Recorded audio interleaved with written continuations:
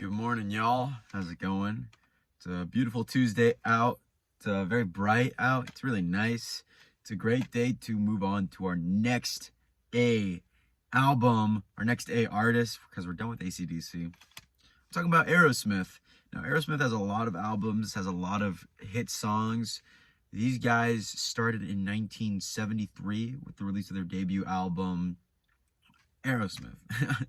And fortunately, I'm not going to be reviewing that one today because I only have 3 of their 14 albums. So, and we're going in alphabetical order. We today have their 11th album. This thing came out 20 years after their 1973 self-titled release. I'm talking about Get a Grip by Aerosmith, 1993. This thing has 14 tracks on it. Probably the biggest record I've had so far. This thing is an interesting album because this marks time in my CD collecting days where I would grab anything at all because, you know, I started this hobby out of necessity to listen to music in my car because there's no other way except for CDs. So I'd pick up anything and I'd never listen to Aerosmith. I think my buddies are like saying, man, all we know is Toys in the Attic and self-titled and whatever. Don't waste your time with this. And I'm like, dude, I gotta listen to something. So I remember picking this up and popping it in. But that was a long time ago. That was back like 2 years ago when I started. Anyways, this thing, we're going to go put it in pretty soon. But I don't remember too much about how it sounds like. So I'm getting a bit of a fresh start. You know, when a band makes an album 20 years later, their 11th one, I get a little skeptical. I mean, I really don't know too many bands that are producing the same quality stuff as like their heyday. But I don't know. I've heard good things about Aerosmith, how they kept it going in the 90s. They were one of the few surviving out there with a little bit of dignity left. And I love Aerosmith. I love, you know, Steve Tyler and all those crazy cats. Good stuff. Dream On. It's awesome. I remember Crazy. That song's good. Eat the Rich, but kind of a new start. So we're going to go put this in and see if it's any good. So let's do that right now. All right, Aerosmith. Gross. All right, Aerosmith. Show me what you got. And I'm back. Just listened to Aerosmith's Get a Grip. As you already know, because Past Me just told you that. Anyways, I just listened to Get a Grip by Aerosmith. I've actually been listening to it for a little bit. Sorry, this is taking a little bit longer than I thought it was going to. But I got a little busy. Anyways, that just means I got to listen to this album a lot more, which is great. Which is great because this is a long album. And that's one of my big complaints with it. But we're going to get into that in a little bit. My thoughts on this thing. You know, I feel like I was skeptical because this is an album that I guess a lot would say would be past the band's prime.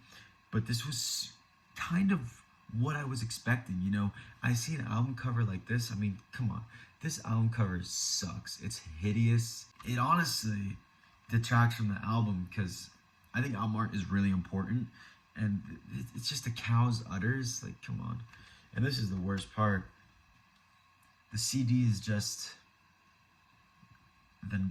nipples. There's 5 of them, so I'm guessing it's the 5 band members. That's disgusting. You know what else is disgusting? Track 3 starts off with a burp. Childish. This is really just this, like, honestly, like, that might get points off just because it's grossing me out. Anyways, this album is kind of deceptive because it has this weird look and you think, oh, this might flop. It's pretty good. And I appreciate the hell out of albums like this. 20 years after your debut and you're experimenting, you're trying new things. You have 14 tracks that are diverse. Grunge is now the big thing, and you're still kind of sticking to your guns. I appreciate the hell out of this. And, you know, this thing has a lot of hits. I'm going to get, let me just read off. I'm not going to read off all of them. I'm just going to go through the ones I like. I think the intro is really, really cool because it goes like, or like, wow, wow. I don't, it's all like digital and stuff. It kind of gets you, whatever. Intro is cool. Eat the rich. Eat the rich. Love that song. That song is really good. Sorry, I killed my voice today. I had a singing final earlier. Anyway, Get a Grip, the self-titled track.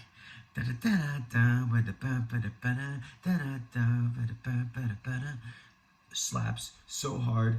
And then when it goes to Fever, it's a good song, and then Living on the Edge, it slowly just kind of declines in quality until track 9, Crying.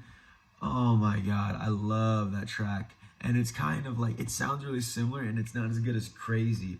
Crazy might be like one of my favorite glam rock ballads. 'Cause you're crazy, crazy, baby. It's so good. I mean, Steve Tyler's voice on there, I don't know what note he hits, but the ooh,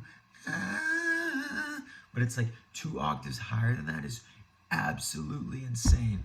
Steve Tyler, 20 years after your debut and you're still hitting high notes like that is absolutely bananas. Crazy is so good. The power ballads on this thing are next level. They're unmatched. And then Amazing, which is track 13, is such a good piano ballad. It's like, the progression has been done before me. It sounds super Beatles, but man, is it good. Here's the problem with the album, is tracks 4 through 8 can just be a chore. And these are long songs, you know, these are like 5-minute songs. There's 20 minutes of this where I'm just waiting for it to get to the power ballads at the end of the album. The thing is I can tell those songs have good quality. I can tell they're trying, they're doing different stuff. They're all different. They're just a little bit forgettable. And I feel like for someone else, I can totally see them liking it and loving this album. And I get that. I just don't think some of these songs clicked with me. The ballads, the progression, the emotion, Steve Tyler's voice, that clicked with me.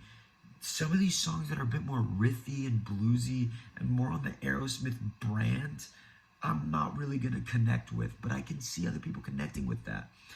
I love this album. I mean, there's parts of this that I think I slept on this. I think a lot of people are sleeping on this album. If you want a break from Toys in the Attic and Self-Titled and Rocks, put this thing on. This is a good album. 14 tracks. I think there's some filler in here for my taste, okay? And as an album, it's hard to fight the urge to skip some of these middle tracks. And it hurts because there's songs on this thing that beat out stuff that I've listened to and I personally love, like really love. It's not like I acknowledge it's good. I like it. God, this is hard. But as an album, I think it just, there's too much fat that needs to be trimmed off of this thing. And this is just, you know, I have to rate it as an album and not for the songs that I like. So for that, I have to give this a 6.5. That's lower than I feel like in the future, if I warm up to like 2 or 3 tracks, this could go to a 7 or a 7.5. But where it's at right now, I've listened to this. It's a 6.5. It's a good score. That's like a B range. And hey, this is like one of Aerosmith's more forgettable albums. They have better albums. So Aerosmith, that's a 6.5 for you. I think that's a really good score for 20 years after your debut. That's a good album in my collection. I would say that. I like this album, okay? I don't need to defend this score. It's what it is, but get a grip. Really listen to this album. I mean, seriously, if you like Aerosmith, I bet you, maybe you've listened to it, maybe you haven't, but if you haven't, because, you know, I don't know, I haven't, go listen to it and let me know what you think. How does it compare to some of their bigger hits, okay? Anyways, we're going to stay on the Aerosmith train. I got their next album, Pump, for tomorrow. That's in the car, and we're going to listen to that tomorrow on the way to school. I'm pretty excited, but other than that, y'all go home, have a good one, take care, and I'll see you tomorrow. Peace out.